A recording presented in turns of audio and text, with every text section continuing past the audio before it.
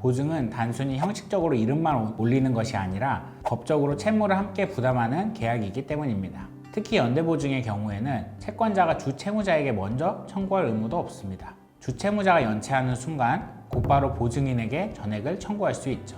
그래서 본인이 돈을 한 푼도 쓰지 않았더라도 주채무자가 갚지 못하면 보증인이 동일한 책임을 지게 됩니다. 예전과 다르게 보증보험이 일반화되어 개인이 보증을 서는 경우가 줄어들기는 했지만 아직도 금융거래에서 보증이 요구되는 경우는 많습니다. 그렇다면 왜 보증이 이렇게 위험한지, 주채무자에게 대신 갚으라고 하면 될 문제는 아닌지, 그리고 그냥 두면 어떤 단계까지 진행되는지 이어지는 내용에서 차근히 설명드리겠습니다. 변호사님, 그러면 보증이라는 게 정확히 어떤 제도인가요? 많은 분들이 그냥 혹시 못 갚으면 대신 도와주는 것 정도로 생각하시던데 법적으로는 어떻게 보나요?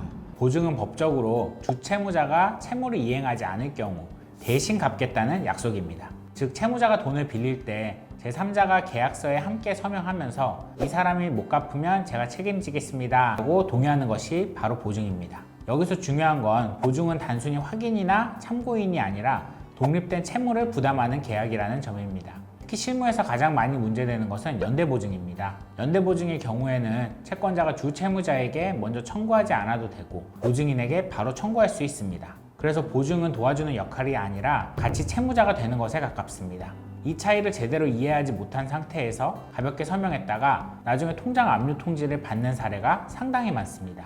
그렇다면 왜 보증이 그렇게까지 위험하다고 하는 건가요? 단순히 채무를 대신 갚아야 할 수 있다는 점 말고도 문제가 더 있는 건가요? 네, 위험할 수밖에 없는 이유가 있습니다. 첫째, 채권자는 돈을 가장 빨리 받을 수 있는 사람에게 청구합니다. 주채무자가 이미 연체 상태이거나 소득 재산이 없다면 곧바로 보증인에게 전액을 청구하는 경우가 많습니다. 둘째, 연대보증의 경우에는 먼저 주채무자에게 청구하라고 요구하기도 어렵습니다. 그래서 실무에서는 보증인이 사실상 1순위 채무자처럼 취급됩니다. 셋째, 채무가 계속 늘어날 수 있습니다.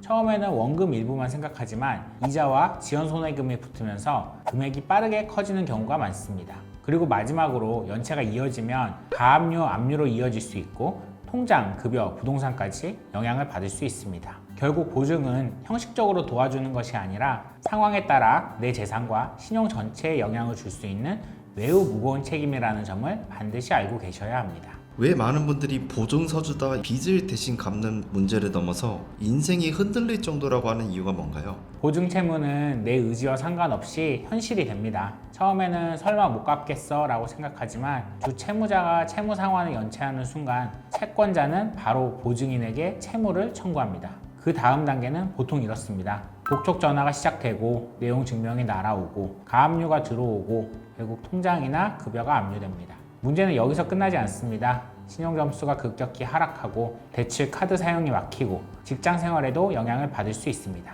이렇게 되면 가족 사이의 갈등도 심각해질 수밖에 없죠. 보증을 부탁한 사람과의 관계는 무너지고 배우자나 가족에게까지 책임이 전가되는 상황이 생길 수 있으니까요. 결국 본인은 돈을 쓰지 않았는데도 재산, 신용, 인간관계까지 동시에 흔들리게 될 수밖에 없습니다. 그래서 보증은 단순한 도움의 문제가 아니라 잘못 판단하면 생활 기반 전체가 무너질 수 있는 선택이라는 말이 나오는 겁니다.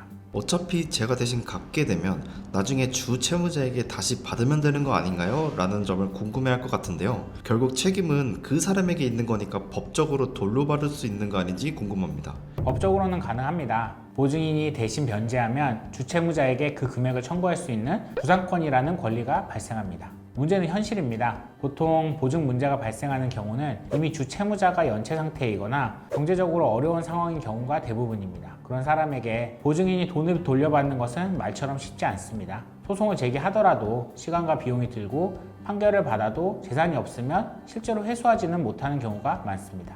결국 법적으로 권리가 있다고 해서 현실적으로 돈을 돌려받을 수 있는 건 아니라는 점이 가장 큰 문제입니다. 그래서 많은 보증인들이 나중에 받으면 되겠지 라고 생각했다가 오히려 본인의 재산과 신용이 먼저 무너지는 상황에 처하게 됩니다. 변호사님, 그렇다면 보증 채무를 당장 해결하지 않고 그냥 두면 어떻게 되나요? 시간이 돈 문제를 해결해 주진 않습니다. 오히려 미룰수록 상황은 더 악화될 뿐이죠.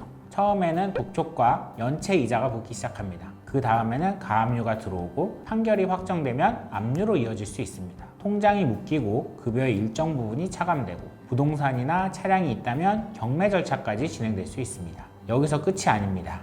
이자가 계속 붙으면서 채무는 커지고 신용점수는 급격히 하락합니다. 카드 사용이 제한되고 추가 대출은 사실상 불가능해집니다. 결국 보증채무 하나로 시작했지만 생활 전반이 흔들리는 상황으로 번질 수 있습니다. 그래서 조금 더 지켜보자는 판단이 가장 위험할 수 있습니다. 변호사님, 그렇다면 이미 보증 채무로 압류까지 진행되고 있는 상황이라면 현실적으로 정리할 방법이 있는 건가요? 네, 있습니다.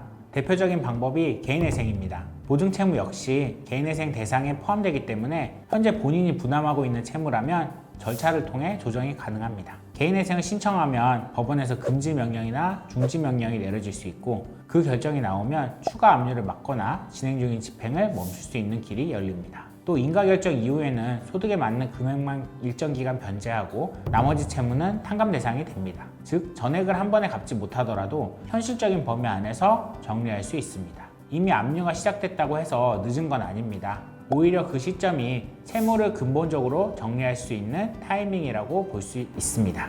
오늘 내용 정리해보면 보증이 생각보다 훨씬 무거운 책임이라는 점을 알게 됐습니다. 마지막으로 시청자분들께 꼭 전하고 싶은 말씀이 있다면요? 많은 분들이 가족이니까, 친구니까 라는 이유로 가볍게 보증을 하고 보증서에 사인을 합니다. 하지만 계약서에 이름을 올리는 순간 법적으로 채무를 함께 부담하는 사람이 되죠. 더불어 돈을 직접 쓰지 않았다는 사실은 책임을 면해주지 않습니다. 그리고 문제가 생긴 뒤에야 곧 해결되겠지 하고 미루는 것이 가장 위험합니다. 그러니 이미 독촉을 받고 있거나 가압류, 압류가 진행 중이라면 감정적으로 접근하기보다 현실적인 해결 방법을 검토해야 합니다. 이미 책임이 발생했다면 그에 맞는 법적 절차로 정리하는 것이 내 재산과 생활을 지키는 방법이기 때문입니다. 지금 상황이 걱정된다면 혼자 고민하지 마시고 현재 단계부터 정확히 점검해 보시기를 바랍니다.